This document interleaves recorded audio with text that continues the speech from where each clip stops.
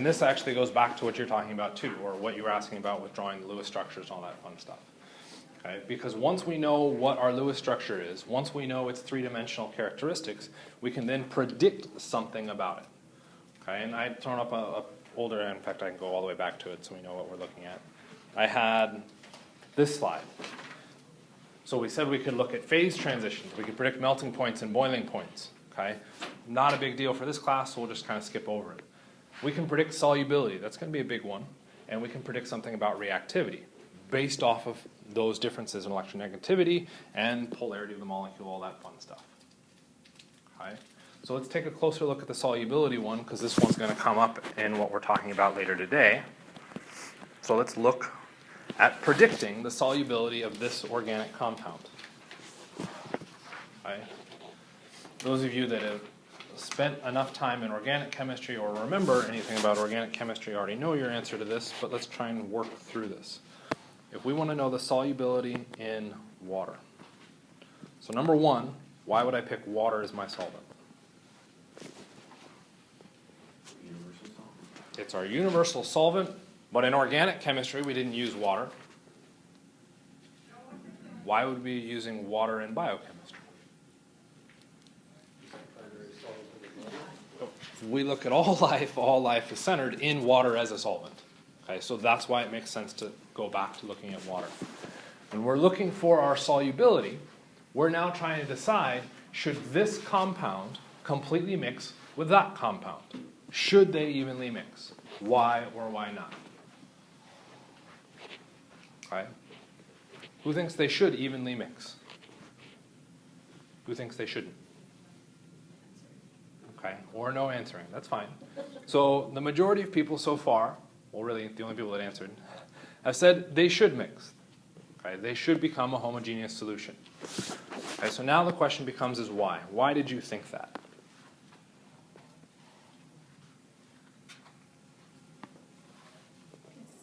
Is polar, is hydrogen bonding with water? So a couple words came out. Number one was polar. Okay, and you will find that I hate the term polar. Okay? And it's not your problem, or really anybody's problem per se. The issue with polar is it's way too vague. Okay? Someone can go through and label a solvent as polar, or the most polar solvent, and if we change the definition of polar, it all of a sudden becomes a non-polar solvent. Okay? So you have to be careful with the term polar. When it comes to solubility, there's a rule of thumb that comes into play. What's that rule of thumb? Probably all heard it already. Yeah, like dissolves like. So what we want to do is expand that a little bit and get away from the polar term, which you already started to do. It's going to be like forces dissolve like forces. So what force do you have in water? Well, I'll stick with it. You have a dipole-dipole force. How do you know you have a dipole-dipole force? We look at the bonds found within water, H to O. That is a polar covalent bond, which will generate a dipole-dipole force. You didn't say dipole-dipole right away. What did you say? Polar, what was the other thing you said? Hydrogen bonding. Why did you say hydrogen bonding? Because she's correct. Leanna's correct. It is dipole-dipole. Because that's just going to break the hydrogen bond. Because the molecule, water will stay together. This is where we got to be careful. Hydrogen bonding is not breaking bonds. It has nothing to do with the H and the O. Okay, it's breaking a force, which technically isn't shown on here yet. So it is dipole-dipole. You're also correct. It is hydrogen bonding. Okay. Which one should we be looking at? Hydrogen bonding. Hydrogen bonding, because it's a stronger force. That's where we keep our primary focus. So why is it hydrogen bonding as well as dipole-dipole? Because hydrogen bonding obviously is between O and F and hydrogen. Okay. Hydrogen bonding is a dipole-dipole force. One and the same thing. Sort of. If we, Venn diagrams. Let's see, can I do this right? I think I can. This is our dipole-dipole bubble. Okay, that says DD. Hydrogen bonding is a dipole-dipole force. But if I have dipole-dipole, does that mean I have hydrogen bonding? No. Not necessarily. So how do I know I have hydrogen bonding? And this is where you started to push the next definition. Once we've established we have a dipole-dipole force, then we evaluate the next step that makes hydrogen bonding, which is hydrogen bound to fluorine, oxygen, or nitrogen. Now I know I have hydrogen bonding. Sorry, I completely lost track of the words. So in the case of water, we said hydrogen bonding, all the way back to our initial question, our initial statement. In the case of the next compound down, we look at this molecule and we say, okay, what's our force within that?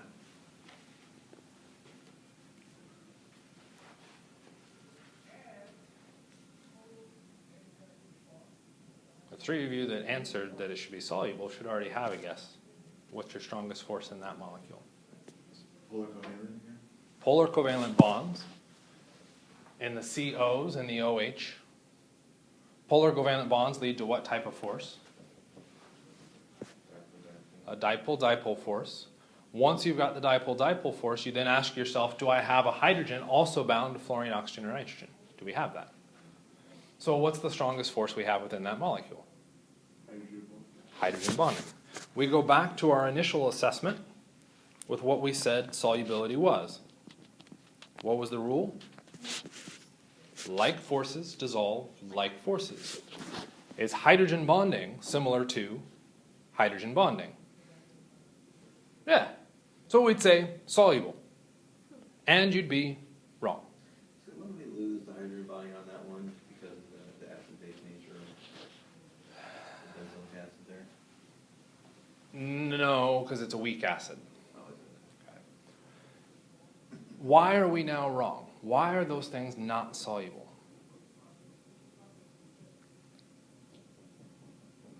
This comes back to your initial drawing of deciding if you had a polar molecule or not.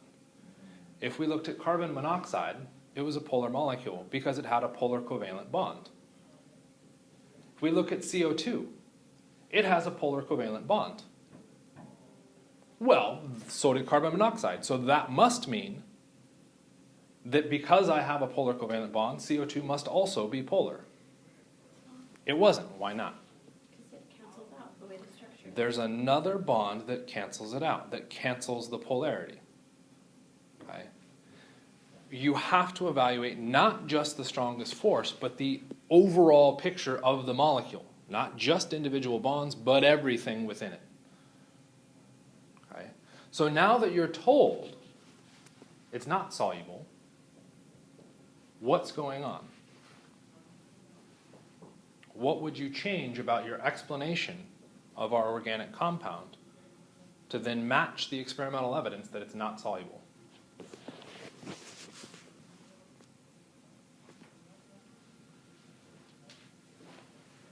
For it to be not soluble, what does that mean your forces are between the two molecules, water and benzoic acid? They're uneven. They're uneven. Is water going to be anything other than hydrogen bonding? No. It only has one shot, it's hydrogen bonding. Which means if we look at this molecule, it must have different forces from hydrogen bonding. What is different from hydrogen bonding in our forces? You got the London dispersion forces. London dispersion is the absolutely furthest away from it. Okay. Well, does benzoic acid exhibit any London dispersion forces? How do we get London dispersion forces? Those come from covalent bonds. How do we know what covalent bonds are? CH by definition, and same to same. Do we have any bonds in here that are same to same? Yep. We have a lot of carbon-carbons throughout that structure. Okay. Do we have any CHs in there? We have a bunch of CHs around there. So there is a lot of London dispersion forces in this molecule, as well as the hydrogen bonding. Okay, so we'll kind of shade that all in. Versus our hydrogen bonding interaction, or our polar interaction, which is out here. Which of those bubbles dominates the overall molecular picture? Benzene. The benzene ring, which was London dispersion forces. London dispersion versus hydrogen bonding. Which one wins out, or are they similar? Not similar. They're not similar, which means They're not gonna- it shouldn't dissolve. But wouldn't the polar part of that molecule dissolve in water, so would it partially? So you could potentially see some kind of biphasic system like soap, okay, where you have a polar group and a nonpolar group. To generate that, you need to get those groups far enough away from each other. And that's where we run into all sorts of nasty gray areas. Okay? Which we could go through real quickly and draw a couple other examples for this kind of system. You have to look at the overall picture when it comes to solubility. And it drives, or at least we did an OChem lab on just yesterday, and it drove a couple students crazy because they were like, okay, I think I got it. So they started to explain through it and said, well, this one should be soluble, this one should be insoluble. And I was like, okay, I agree with both of those statements. And I gave them a new molecule, and they said, well, that one should be soluble. I was like, you're wrong. And so they adjusted their theory and said, okay, well, now I've got a theory that matches and everything works. And I said, okay, what about this molecule? And I go, well, that one's insoluble. No, that one's soluble. You're wrong still. Okay. There's so many different things that layer into predicting solubility that we really just use it as kind of a base guess. And we make some big sweeping approximations, and under most circumstances, we're okay with it. Okay. Doesn't always work, but it gets us pretty close. Right, and we then just hope that we don't have to deal with those gray areas. So let's look at a couple other molecules real quickly here. Say CH3, CH2OH. What is this molecule for those of you that remember from organic chemistry or just know it? Ethanol. Okay. What is the solubility of ethanol in water?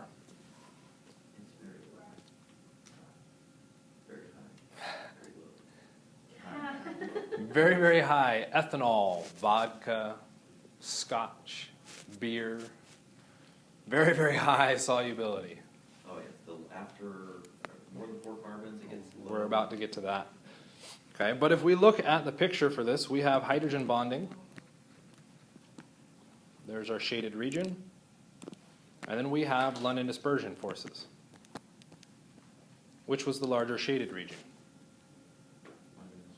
London dispersion. And yet, it dissolved in water.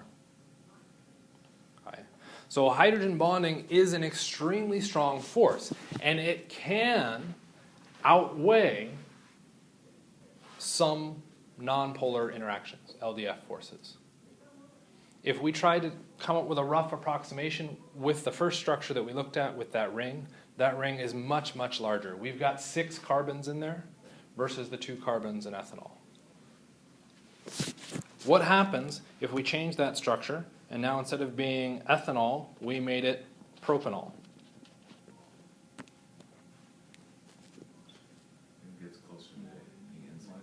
It gets closer to being insoluble. It ends up still being quite soluble. What happens if we now change that to, and now I don't want to draw all the carbons. Just draw it as a bunch of jagged lines, right? Each of those points being a CH2. However many carbons that is, what do we expect now for our solubility? Insoluble. Let it flash. Okay. So now the LDF forces absolutely outweigh our hydrogen bonding, and we end up with an insoluble compound. Okay. The balance between those two is this massive, massive gray area, and as Jimmy was alluding to, in general, we come up with this rough approximation on top of the already approximation like dissolves. Like 4 carbons is your tipping point against 1 hydrogen bonding interaction. So 4 or more carbons, this is generally speaking. Generally 4 or speaking. more carbons with 1 hydrogen is going to be insoluble. With 1 hydrogen bonding interaction with 1 OH will be insoluble. Okay? Which held true for our benzoic acid, sort of. So it's a rough approximation that helps us kind of guess our way through it so that we can figure it out. Okay? One thing that was driving the student nuts yesterday was he wanted to quantify it. Can we quantify it? Absolutely. but it takes 5 days to quantify it. Okay? Massive quantum calculations, it just isn't worth the trouble when we could just go into lab and test it really quickly. Okay? Or even just have somebody look at the structures and say, yep, this is going to be insoluble, or this is going to be soluble, and come up with a guess, test it. If they're right, they can use their explanation without the quantifications. They look a lot smarter than whoever entered it into the computer. Okay? So we run into this kind of balance between it. There are some things that we want to watch out for when it comes to solubility, some kind of big ones. We are trying to compare those general forces. Generally, if it has hydrogen bonding and hydrogen bonding, so we can look at our strongest force. If we have a match, it's typically pretty darn close. You have to then evaluate the rest of the structure just to make sure. But if we have hydrogen bonding and hydrogen bonding, usually water soluble. Okay. But if we had hydrogen bonding and London dispersion, we said that was insoluble. We're looking at a pretty big jump. Okay, or a pretty big difference between our forces. What if we looked at ionic and hydrogen bonding? What would we expect there? Stronger. It's still a pretty big jump in forces, right? As I'm trying to push you to the wrong answer. Okay. Like salts, very soluble in water. Salts are very soluble in water. In general, water can interact with multiple ions and cause anything that has an ionic compound in it to become water soluble. At very least, to become more water soluble. Okay? So if you see an ionic bond, that compound is now soluble in water. It's not perfect, but again, pretty darn close as an approximation. So if we go back to our initial structure here, how could I make that compound more soluble in water? What's that? This is technically a carboxyl. It's a carboxylic acid. What do acids react with? Bases. In what form? What do acids do when they react with bases? That's a product, but what's the action? What does this molecule do to become that salt? Say that? Donates a proton. Where's the acidic hydrogen on this structure? On the oxygen. Why is that hydrogen most acidic? Biggest difference in electronegativity with the atom it's connected to. Okay? That's the simple approximation. If you look at your acid-base rules, there's a whole hell of a lot more than that.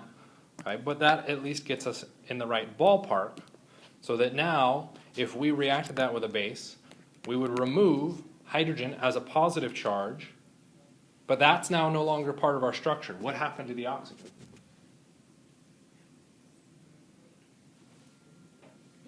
It's negative. How did it become negative? It lost the H+, and in the process of losing H+, what happened to the electrons that were connecting the oxygen and the hydrogen? Those are now both on the oxygen. Oxygen becomes negatively charged. Oxygen is now, name that for me if you can, not the whole compound, but just in general what that oxygen is.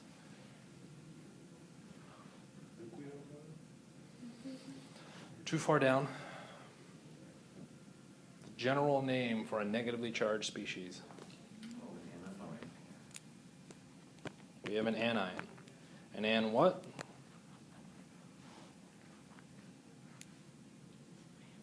Ion. If we have an ion, what type of force do we have? Ionic. This compound is now water soluble. Because it has an ionic interaction. As soon as we see that ionic charge, boom, water soluble. Why is this really, really neat for us? Can I reverse that acid-base reaction? How? Add acid. Acid-base reactions will change the solubility of a compound very quickly, which is nice, and it's exceedingly easy to reverse that reaction. Okay? Which when we move, and which is one of the reasons why in Gen Chem, almost all of your reactions are acid-base reactions. Very easy to do, okay? Very fast, so we don't have to worry about time considerations. And they're easily reversible. So a student could go through and make something incredibly acidic. We now have all this acidic waste. The stockroom can get it, neutralize it, and now we can pour it down the drain because it's neutral. Okay. In biochem, we push this a step further. What does life do? And Leanna, you already said this. Use it. As? Buffers. Buffers. What's the whole point of a buffer? To balance out the acid-base concentrations. Why do we need it to be balanced out? What happens if it's not balanced? I can take a compound that's water-soluble and all of a sudden it crystallizes in your blood. That's kind of a problem, okay? Everything is supposed to be soluble and moving, okay, through our systems. Okay? If we all of a sudden have chunks of crystals because the pH swapped too much on us, we'd probably die. Okay? So living cells have organized a way to buffer that, to prevent those massive changes in solubility using pH. Right? Which gets us kind of back to where we were talking about. So there's, and I made another edit here and forgot to do it. In 152, you spend a lot of time, theoretically at the beginning, at least the way I teach it, you look at that initial expression up there, we're looking at rates. Okay? This is really during the reaction. Whoops. So during our reaction, we're concerned about, or are concerned about the rate of the reaction, and the rate will be equal to a rate constant that is a lowercase k. I know it's hard to tell when I handwrite it. Okay? Or maybe I can do it this way. That's a lowercase k, which is our rate constant, times the concentration of, in general,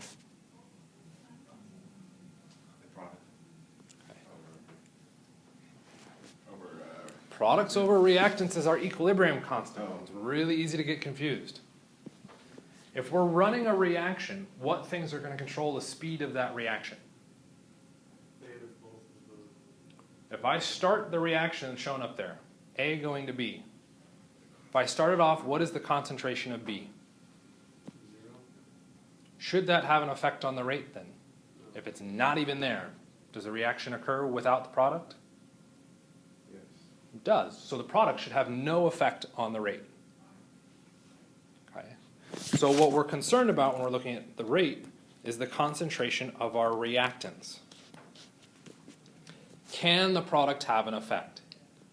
Yes. And in biochem or in gen chem, when you looked at it in 152, we pretty much said don't worry about the products because the products don't affect the reaction rate.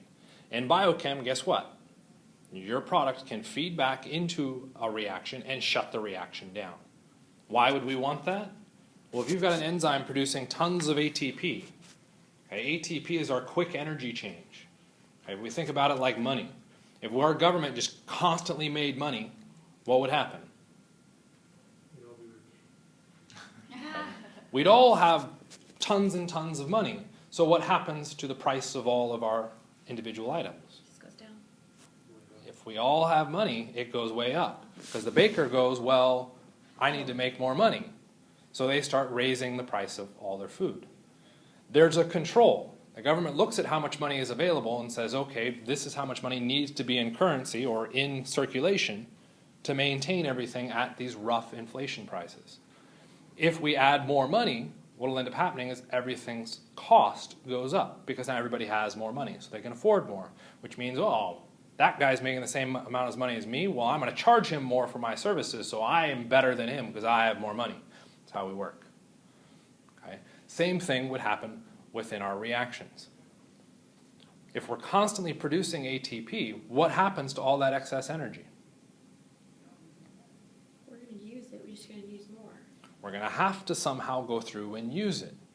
Eventually, we're going to run ourselves dry or ragged having spent all that energy. So we don't want to build an excess surplus of it. We want to store it somehow so that when I need it, I can get access to it. But there's times where we don't need energy. Like when you sleep. Do we want to be constantly forming energy when we're sleeping? Doesn't make any sense. Okay? So it feeds back in to say stop producing ATP because we don't need energy right now. So stop doing that.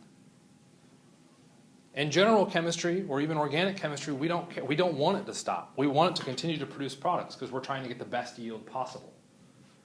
In biochem, you're looking at a homeostasis. You're trying to find a balance where you only have energy when you want it. So you have to have a feedback loop, which means when we look at the rate, products can show up in your rate expression. Well, this becomes an interesting question. If it shows up in our rate expression with biochem, then it had better show up in our rate expression when we look at gen chem and organic. Okay? It does. It shows up in every single rate. Why can we ignore it in gen chem and organic? I know this is pulling at straws for the 152 people. There's another important piece of information that's missing from this expression. This is the power, the order. The order of the reactants and products. Okay. The importance of that in the rate. If it's a product, under most reactions that we look at, the order for your products is 0. So when we change the concentration of products, it doesn't really matter because we hold that to 0 and it becomes 1 and the term disappears. In biochem, that order is not always 1. Or sorry, 0. Okay? Which means the products can affect it. How do we determine what those orders are?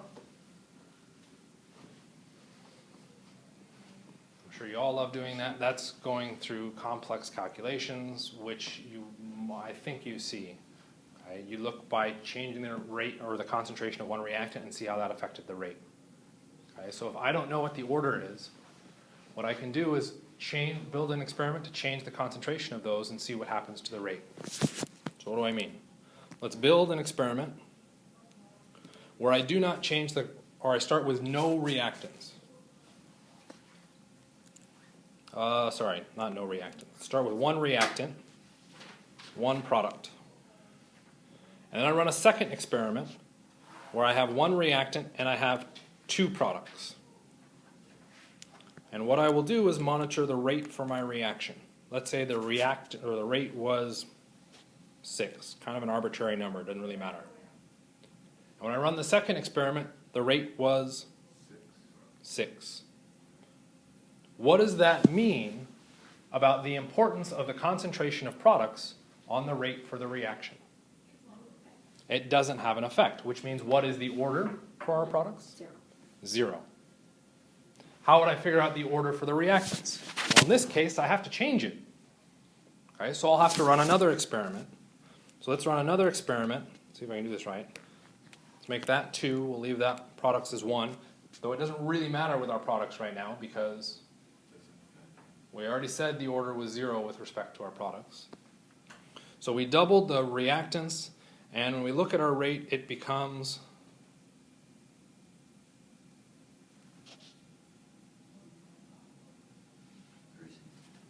I think 36 is what I wanted.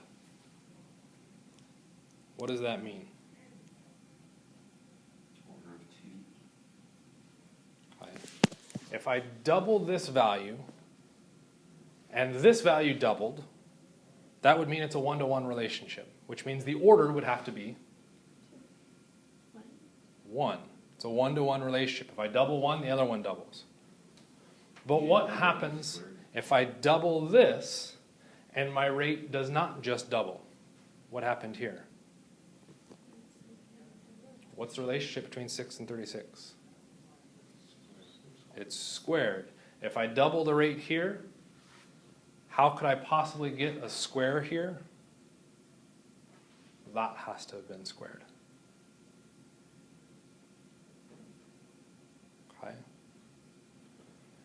Don't stress too much on that part. Where I'm expecting you to be able to do is to do the 1-for-1. Is it a 1 relationship or is that it? Okay.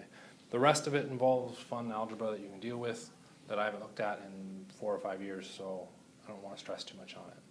But what you'd be doing is looking at how those relationships change. Okay. I think it has to go up by 4. I think it has to be 24. I feel like that's I think it's 24. yeah. And then you would just divide it by 2. Or something. Yeah, And you're dealing with squares and exponents that don't stress too much, at least for the sake of this class. Okay? What I'm really concerned about is that you recognize the importance of your individual reactants and potentially products on your overall rate. Okay? After that, you typically move into looking at your equilibrium expressions. Okay? And equilibrium is defined as a steady state-ish. Okay? It is the point at which the rate of your forward reaction equals the rate of your reverse. So we can take the rate of our reactions, our rate of our forward, it's dependent on the rate constant of our forward reaction and the reactant, and we'll set that equal to the rate of the reverse. The rate of the reverse will be equal to the rate constant for the reverse reaction times the concentration for the reverse reaction, the reactant for the reverse reaction. Well, the reactant for the reverse reaction is officially our product, in this case B. If we set those expressions equal to each other, we can rearrange them around, and what we can end up with is the rate, our rate constant of our forward over the rate constant for our reverse will be equal to concentration of products over reactants. A constant divided by a constant is a new constant. So what they went through and did is said, okay, if I'm taking, or I'm generating a new constant, let's just define it. It is now capital K. That is now the equilibrium constant. That expression, the concentration of your products over your reactants, is only valid when the rate of your forward equals the rate of your reverse. Okay. Which, when we're looking at biochem, is our standard homeostasis system.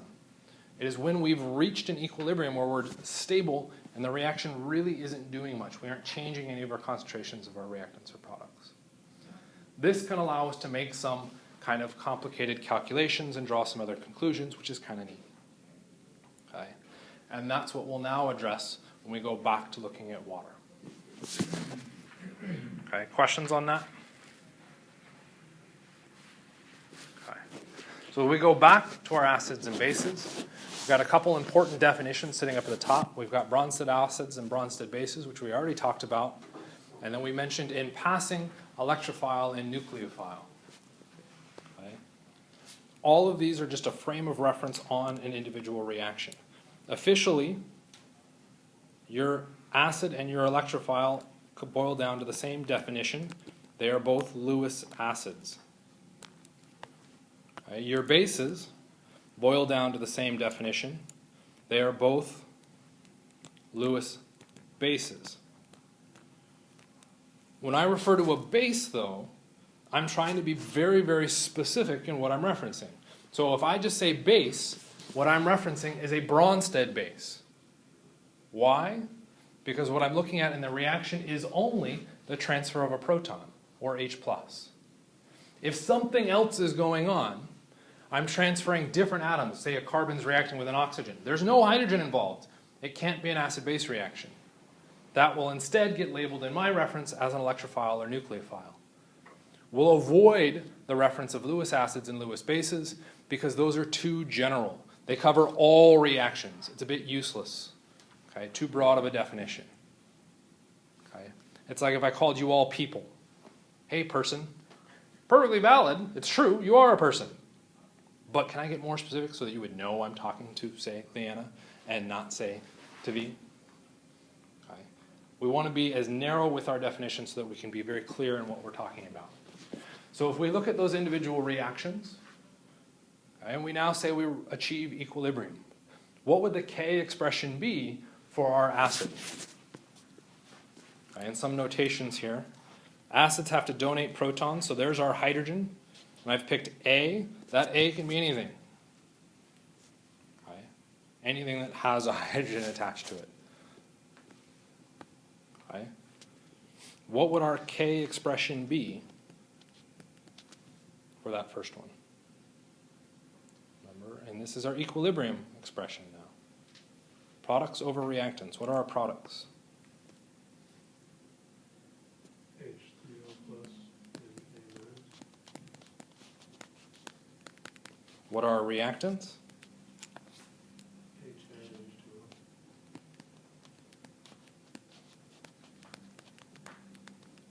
This is our equilibrium expression for this equation.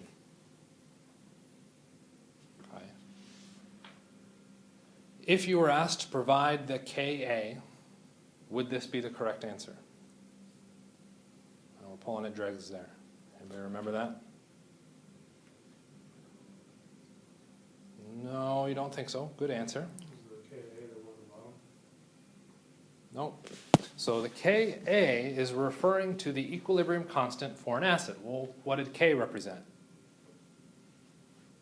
Equilibrium constant.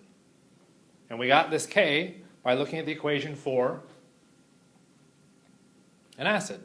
So why is this not the equilibrium constant for an acid? When we go through and look at our equilibrium expression, we only include certain things. You'll notice we got brackets around all of those. What do those brackets represent? Concentration.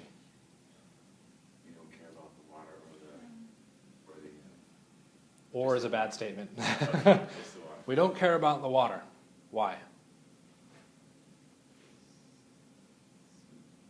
Not acidic. pH, neutral pH. What is our solvent? Water. What is the concentration of water if it is the solvent? Too much. It is massive.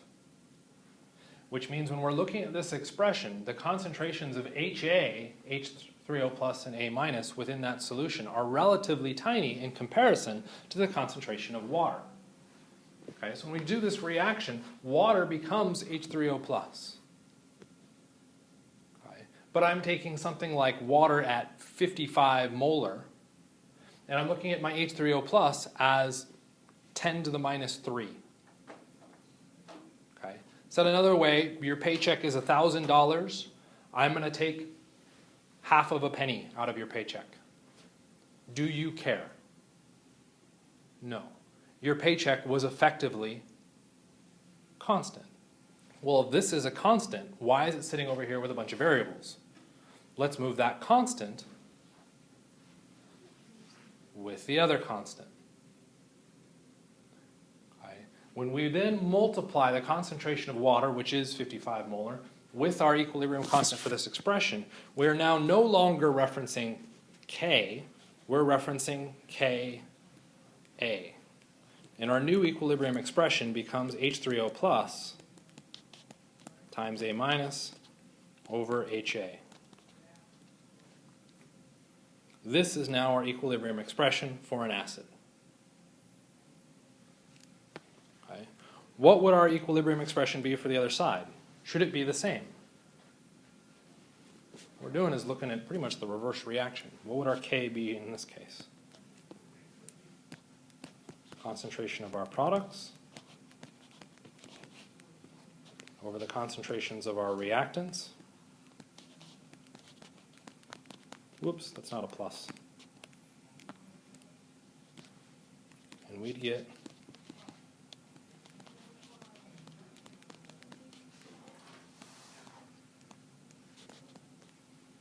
is that the same thing? We're taking the, or the water. And we're still taking the water out, and we end up with a new equilibrium expression. Is that the same thing as the other one? It's different. Okay. All it is effectively the reverse reaction, and yet we're seeing a different expression come out of it. Okay. Why? And when you change your perspective, you're seeing a different result. Okay. That's how it's going to work out. This becomes our Kb. If we're in water, and here's the last fun part, I'm going to erase all that middle stuff. What happens when we now shift to just looking at what happens with water? We look at our reaction, H2O goes to what? H plus and OH minus, or H3O plus, sorry, you're right. We wrote out a K expression, it would be H3O plus, OH minus over H2O squared, which would then equal H3O plus and OH minus. Yeah or no?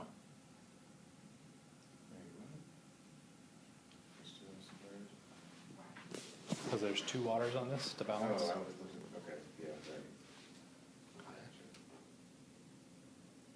okay with that so far? Ready for the last goofy change? Let's take a look at our base. Notice I picked the symbol B for base. Okay, because B begins with, or base begins with B. Okay. But what makes it a base? It's a proton acceptor. What charge is a proton? Positive. So what's the characteristic that's going to make it a base? What would I see on B that would be a tip-off that it could accept H+? Negative charge. A negative charge. What is A minus? Which then makes it a base. So let's change this expression for our base side. Instead of looking at it as a base, let's pick a different base. Let's pick A minus as my base. Perfectly valid.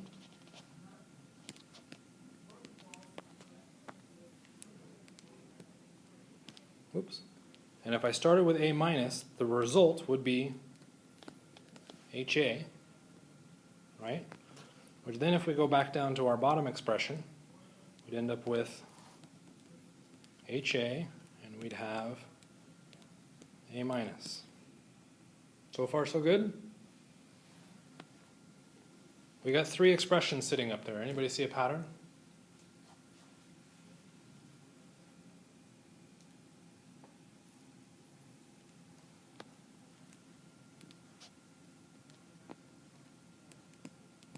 If you multiply them by each other, then yeah, you might cancel. Our equilibrium expression for the dissociation of water is equal to the Ka times the Kb. We multiply these two expressions, HAs will cancel, A minuses will cancel, we'll end up with that expression. The power of that expression is so fascinatingly cool and useful that we refer to that as the Kw. And it's such an important expression that it actually gets calculated numerically for water so that we can then go through and calculate Kas and Kbs for any random species. What is the value for Kw? 10 to the negative 14. So if I know the Ka for an individual acid, I can calculate its Kb by using this expression. 10 to the minus 14 must equal Ka and Kb. All this fun, nasty algebra that theoretically you learned in 152, which we'll kind of use. Questions on what's up there?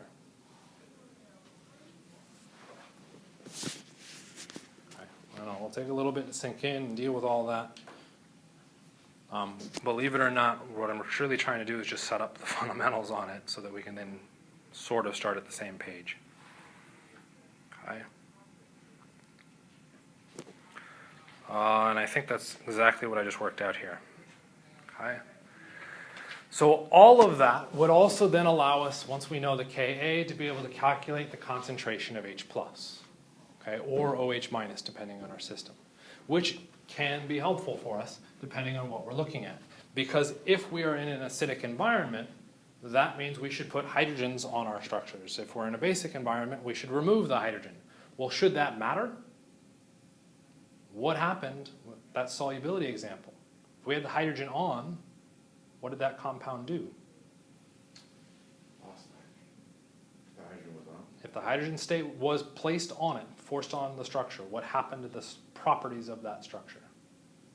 I know we're pulling back from old stuff we just talked about.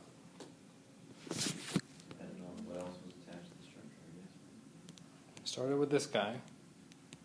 What was our primary property if the hydrogen was left on? It was insoluble in water. It is acidic. We don't care about that necessarily yet. It is insoluble, which means we now have solid chunks floating through our bloodstream.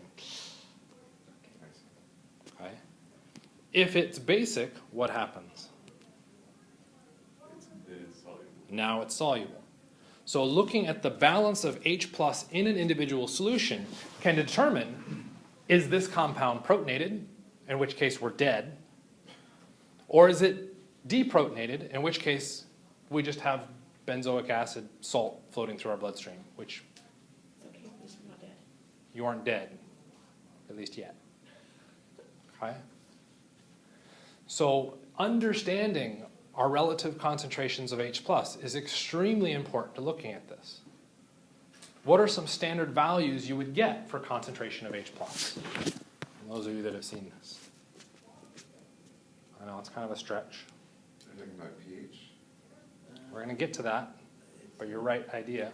What's an actual concentration value before you even get to pH? 10 to the negative 8 is a valid number. We're looking at something that's actually not all that acidic at that point.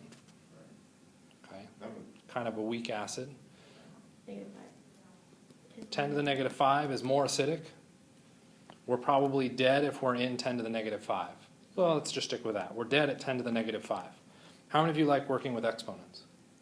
It's not my favorite. How many of you like working with negative exponents? Okay. Scientists decided as a whole that that was a bad idea to work with, so we invented a system to convert that 10 to the negative 5 to something that we could easily or more easily interpret. That system is our pH. Technically, it's just our P system. It's a P scale. P times whatever we're looking at is defined as the negative log of whatever we were looking at. So if we looked at pH, to get the pH, it's going to be the negative log of whatever our concentration of X was, or H was, which in this case we said was 10 to the minus 5. Okay, which means our pH is 5.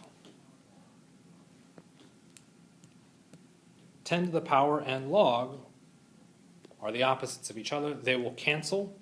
As long as we have that negative there and that negative there, they also cancel, and we end up with a pH of 5. So given the pH, we now know the concentration of H+. And given the concentration of H+, we can calculate the Ka. Okay? So it's giving us some more information. It's just putting another layer of calculations on top of it.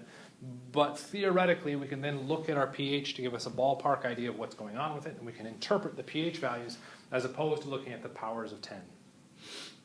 Kind of, sort of? Okay. So why do we care? What happens to the solubility of this compound? It becomes less soluble under what conditions? Acidic. Under acidic conditions. Good dodge. I was hoping you would actually jump off the cliff on that one, but you didn't. What were you hoping we were saying? Okay. What else would make it acidic? Define acidic for me.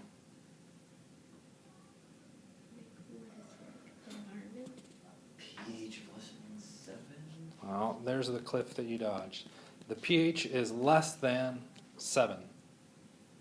There's one extra term we can throw in there, or one extra definition. Whoops, I should be writing this not centered. So this is our dominant form at acidic pH, or acidic systems, which is a pH less than 7.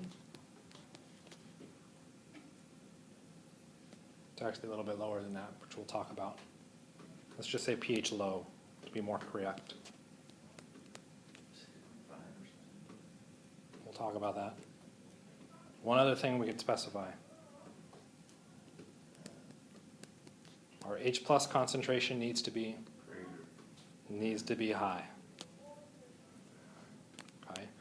Why address this? What was the cliff we were looking at? If our H plus concentration is high, our pH value is low. They're inverses of each other. Watch out for that inverse. Very easy to fall into that. Our left side would be the dominant structure when what? Basic solution, which would mean our pH is high and our H plus is low. One extra thing we could add, that would mean our OH concentration was high, and if we tag that to the other side, our OH concentration would be low. You need to be aware of those balances. Okay. We did start to quantify, and I backpedaled pretty quickly off of that, okay, for a pretty valid point. Okay. At pH 7,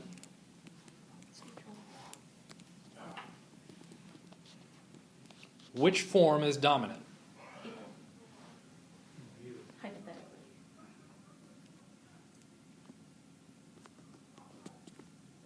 Sorry, I gotta process it slowly. Yeah. pH 7, reactant is dominant.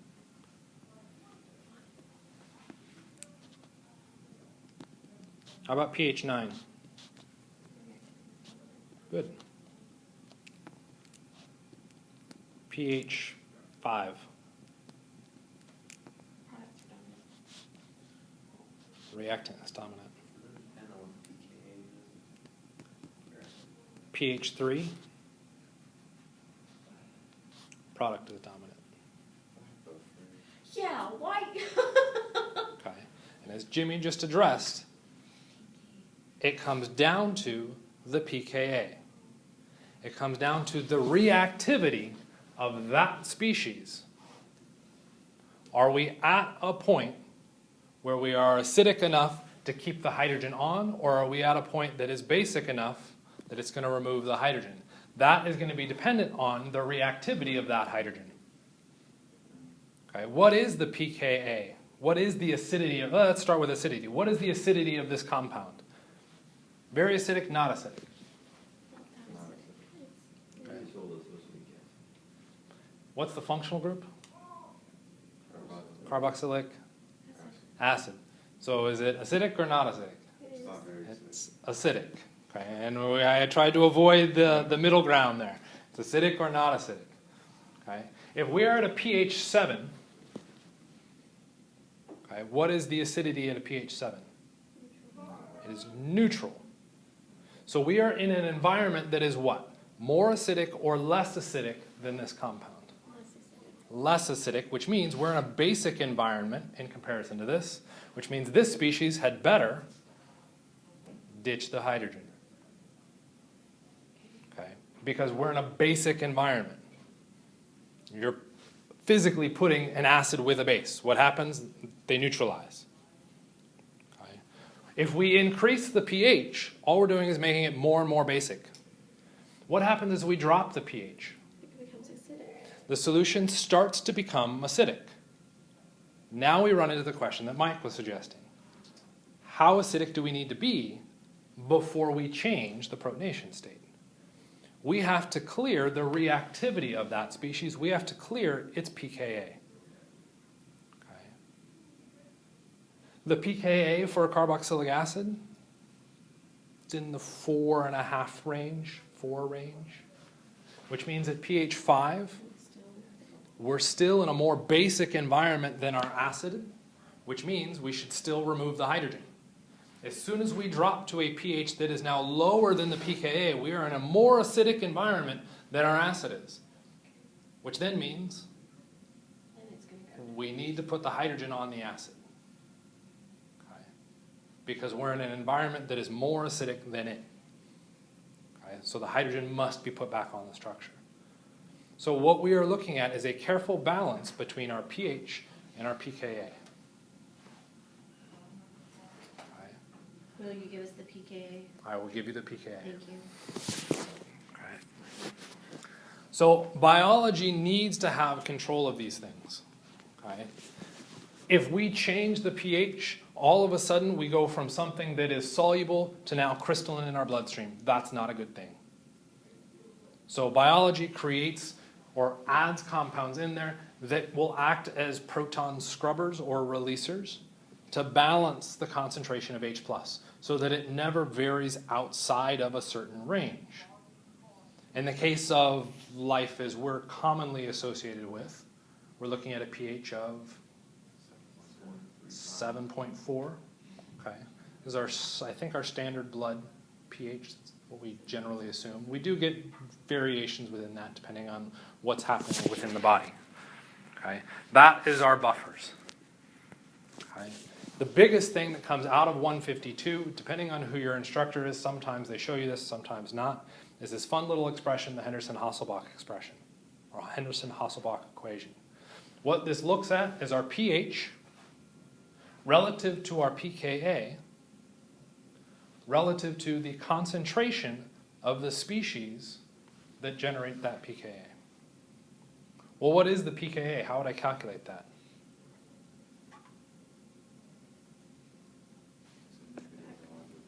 It's the negative log of the Ka. So you might be given the Ka, you'd have to calculate the pKa by taking the negative log of it, you'd now have a number there. Okay. Why do we need to include the concentration of A minus in HA?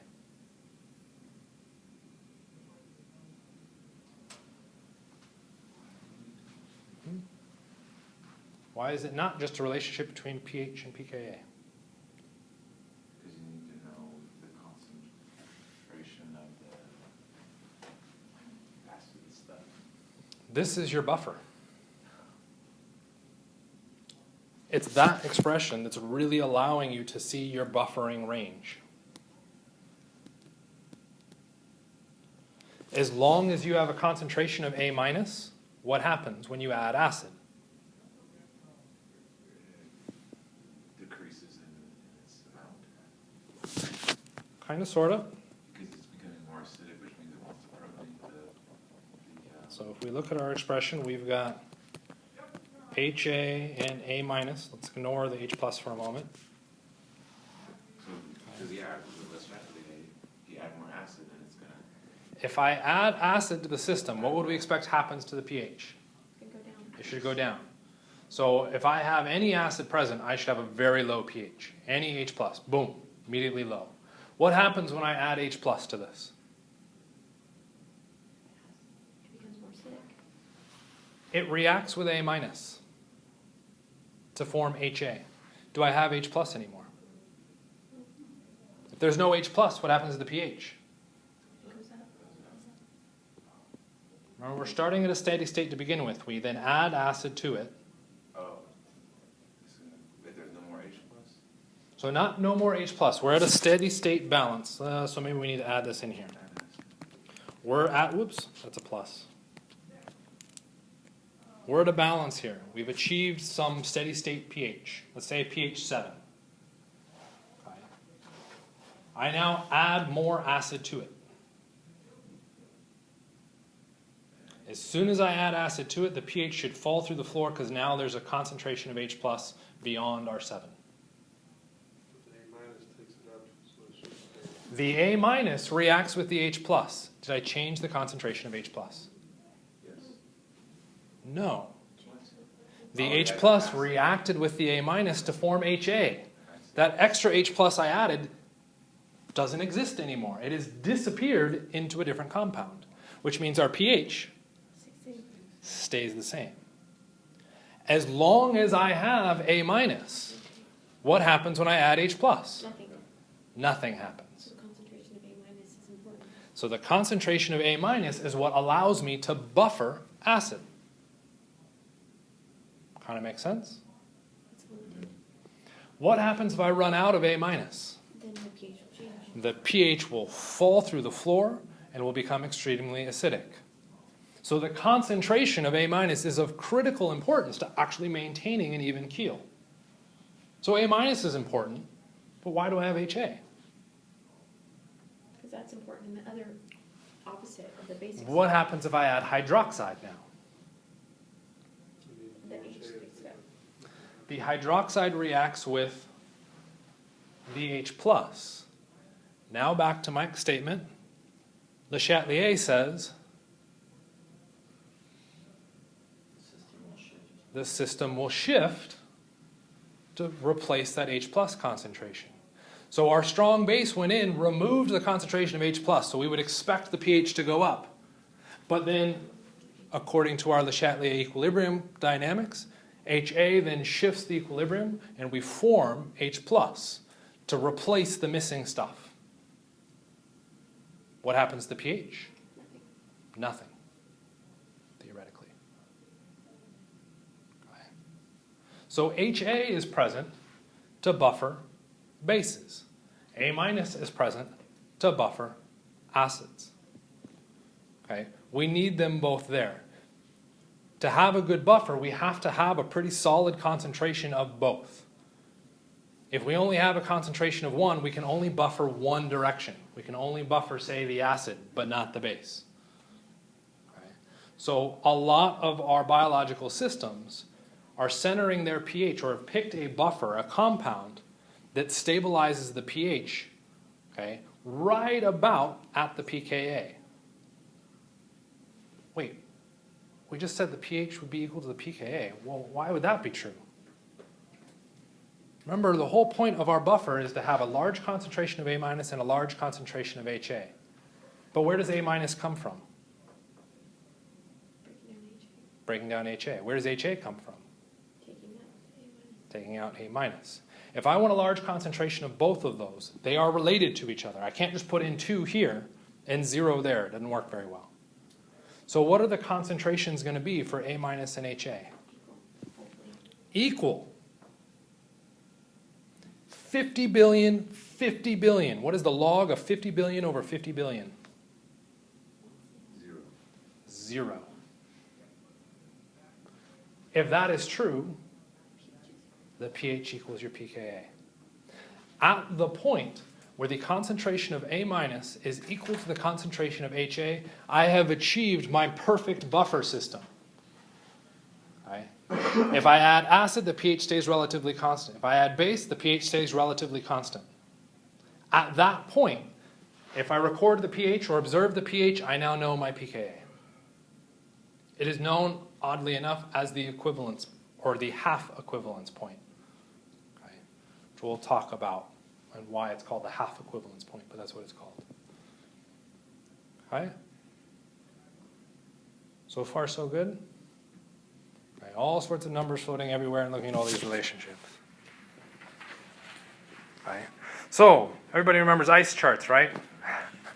At least one person did, because I saw the face. Okay? Ice charts. Okay, if you think back to 152, you had those acid and base buffer systems, okay, where you had to say, okay, given this weak acid, what happens to the pH if you add 3 milliliters of H+. Okay? To do that calculation, you had to use ice charts, determine the concentrations, all these fun things. Let's not really worry about that. Theoretically, you're responsible for this. Well, let's just kind of leave that. If you need to do that, you'll do that in a more advanced biochem class. So we'll kind of dodge that bullet. Okay? So one of the reasons why we're going to dodge it is that we're going to take advantage of still being able to do some interpretation off of that, but largely from our curves, and in particular our interpretation of our pKa's. So we've got a couple comparisons we want to draw. Number one, okay, if your organic chemistry teacher told you anything, you probably didn't do it. Test Jimmy on it. Okay. You were supposed to memorize certain pKa's. One of those pKa's you should memorize would be water. And the water pKa is? Okay. 15.7. That is our nice kind of median pKa that we should have memorized. Okay, why? Because if we look at a pKa that is smaller than 15.7, that means it is more acidic than water. Okay. What does it tell you about the base strength? Absolutely nothing. Okay. And that is a confusing topic, because if we say you have a weak acid, what does that mean its conjugate base is? It's strong. Is that true? Absolutely. But just because you're looking at a weak acid doesn't mean that that compound is now basic. Its conjugate is basic. Okay. What do we mean by that? Let's take a quick reaction here. Let's take a look at CH4. Okay. CH4 has a pKa somewhere in the 55 to 60 range. Let's just say 55. Strong acid, weak acid. An exceptionally weak acid. That pKa is much, much higher than water. Does that make CH4 a base? No. To be a base, it has to be able to accept hydrogens. Can CH4 accept anything? No. It has no electrons, nothing. But if we look at its conjugate base,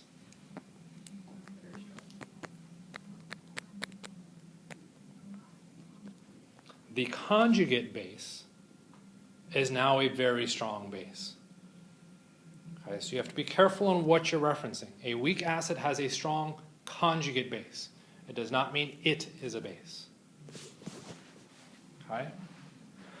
Structural clues, comparing to the pH. We actually just walked through this, and I always get confused every time, and then I had a weird dream about it, and I don't even know what I wrote here, but I had a weird dream that then clarified it for me. Look at the pKa of a species. Okay. So let's pick the pKa for the compound that we were already looking at, benzoic acid. pKa for this is, say, 4.5. Now that I know it's pKa, I want to think back to what happens when I change the pH. So if my pKa is 4.5, I'm now going to go into a pH of 3. Okay. Is the pH of 3 more acidic or less acidic? More. More acidic, which then means, I'm gonna get rid of H. careful, it's more acidic, which then means put the proton on.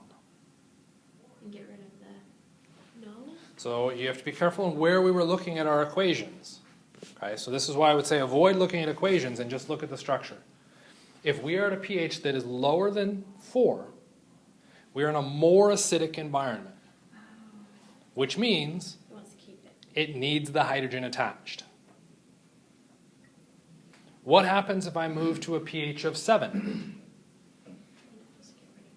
I'm in an environment that is more basic than my functional group, which means I need to remove the hydrogen. So what you're doing is comparing your pH and your pKa and deciding the protonation state. If you are in a more acidic environment, you need to protonate it. If you're in a more basic environment, you need to remove it. It has very little to do with what the compound is or necessarily what the pKa is. Okay. You're looking at, is it acidic relative to the pKa or is it basic relative to the pKa? Whoops, not the button I wanted. So if we looked at, say, this compound, what is special about this structure that I've got drawn? Base and Amino acid. So we got a couple things going on for it. We have a basic side, we have an acidic side, and it is also known as an amino acid, not to foreshadow anything in the future. Okay, anybody know the pKa of your carboxylic acid? The acidic side. It's a hint, we kind of just mentioned it. 4.5. Roughly 4 something. Technically it's actually going to shift even lower than that. So I'm just going to tell you the value now. We're sitting at like 2.5. And we'll talk about why it's there. Anybody know the pKa for the basic port? And this is where we have to be careful. We're looking at the pKa, which means when we're referencing the pKa, this must be in its acidic form. Okay, 25. a lot lower. The pKa of it? The pKa is somewhere about 9. No. 9 and change. Let's say 9.3. I'm at a pH of 4. What would my structure look like?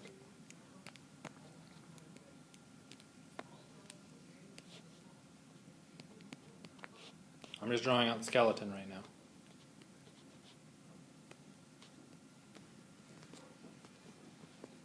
Lose the hydrogen from the acid side or keep it in the- If we look at the acid side, we are at a pH that is more basic than the acid side, which means what should happen to the proton on my acid side?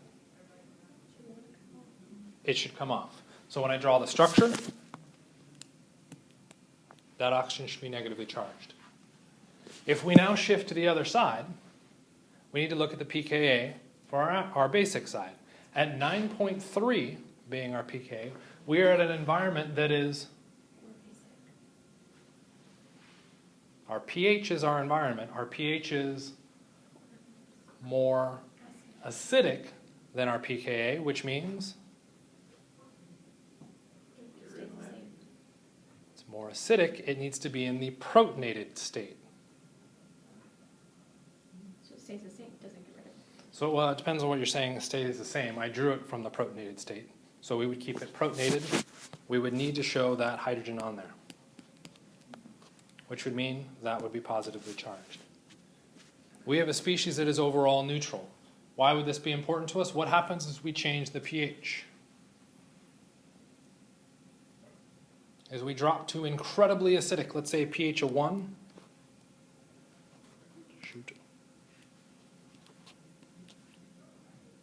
What happens to our basic side? Keep it in its protonated state. It's already protonated. Okay. What happens to the acidic side? It also keeps it. It needs to be in the protonated state. Is it currently drawn in the protonated state? Which means, show it protonated. What happened to the charge in the overall molecule? It is now overly positive versus neutral. Is that going to change the physical properties? Is that going to change how we see the molecule? Is that going to change how we could possibly separate it? All of those things change. So being aware of that balance between our pH and our pK, and I've definitely talked too long, okay, is of critical importance to understanding something about the charge, which then allows us to do something about experiments, isolating these compounds, treating them, doing any of those fun properties. Okay. I think I'm done. We're done at 45, aren't we?